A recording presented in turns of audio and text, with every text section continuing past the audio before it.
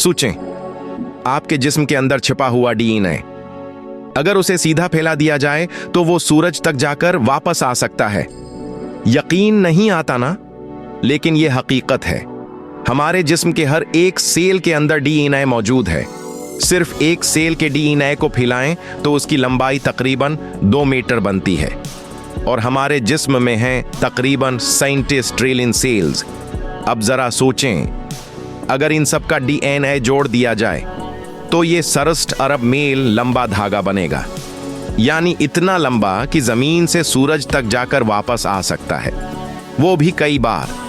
हैरत की बात यह है कि आपके अंदर इतनी इन्फॉर्मेशन छिपी है जो कायनात जितनी वसीया है।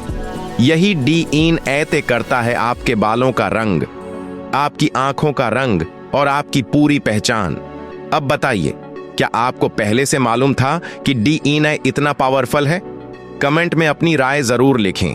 अगर ये हकीकत आपको हैरान कर गई है तो वीडियो को लाइक करें, अपने दोस्तों के साथ शेयर करें, और मजीद दिलचस्प नॉलेज फैक्ट्स के लिए अभी हमें फॉलो करें।